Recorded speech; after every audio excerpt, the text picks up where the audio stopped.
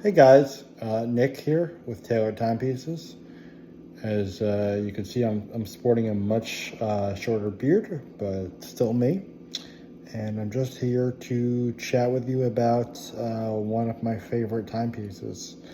Actually, this is my first timepiece that I ever set into my personal collection. And when I say personal collection, I mean it.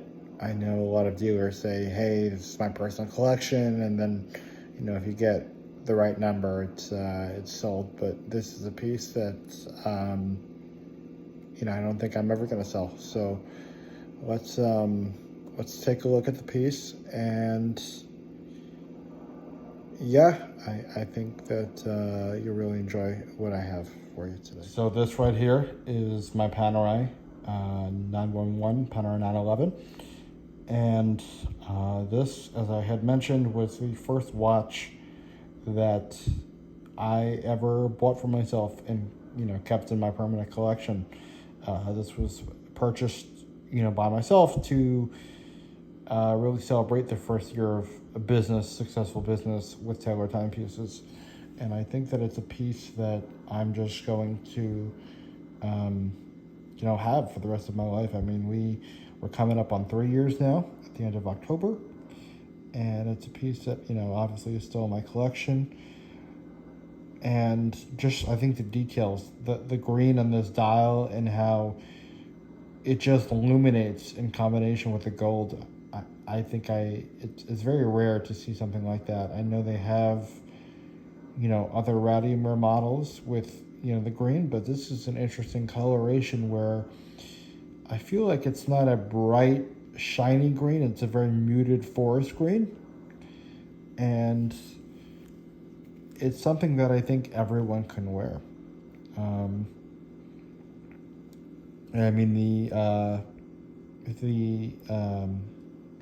lugs are not super sharp. I mean, that's the one thing, again, about the Radimer models that I don't like is the pointy kind of lyre style lugs. I apologize. My pronunciation is never the best, but the interesting thing here is just the details, especially, the special details on the case back.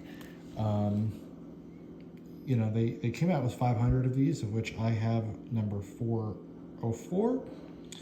And if you can see the initials here, this is the initials of Mr. Angelo Bonatti. So he was somebody very important in the Panerai history who, right before he retired, basically created this 500 piece run that he would name right here the last of the Paneristi. And truthfully, I just think it's one of the last Panerai, not only that he crafted as a head of the brand, but also one of the last Panerais before they got what I would like to call Hublot disease, where every single Hublot is a special limited edition Hublot. And, as much as I love the Panerai brand, I think that it kind of became a slippery slope after that. Whereas now you have so many different number Panerais. There's a lot of differences in some ways, but a lot of, or rather, not as many differences in some other more important ways. I think that they kind of run the gamut a little bit now as far as, how they design these pieces, and they've kind of, got away from the standard roots that they started with, was very, compact and that sandwich style. And I mean, just if you look at this sandwich style right here, you have the sandwich and the sausage. I prefer the sandwich style. I just think that, the way that the green just glistens off of the watch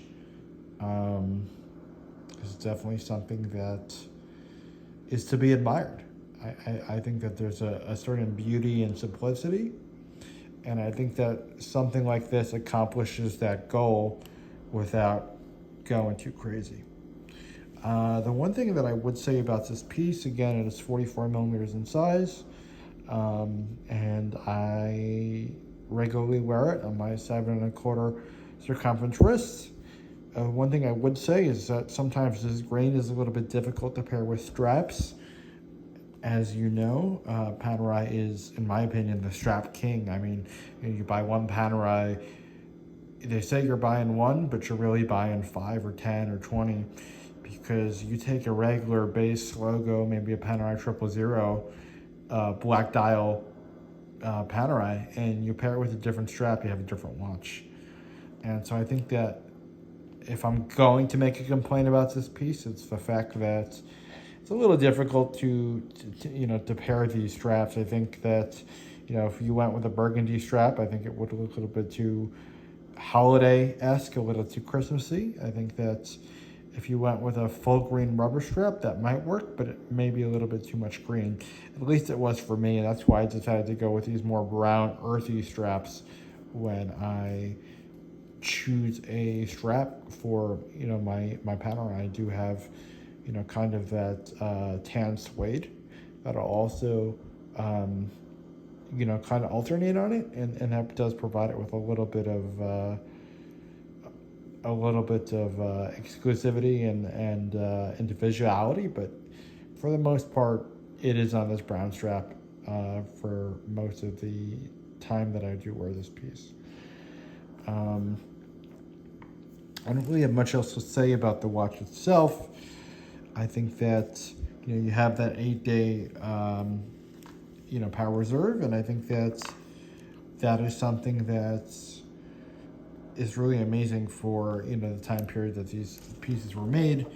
I think that it's something of the fact that the simplicity that a lot of these watches have is incredible, because on the surface you're seeing basically a very plain green dial with just some beautiful gold accents, but there's so much going on here without much going on. It kind of says a lot without saying too much, and I think that in my experience, I think that I chose a beautiful first time watch. I mean, some people, they like to go with, when they go with Panerai, they like to go with the basic models.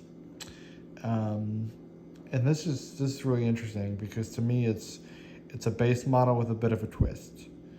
And I just think it's a piece that I'm going to enjoy for as long as I'm able to do so.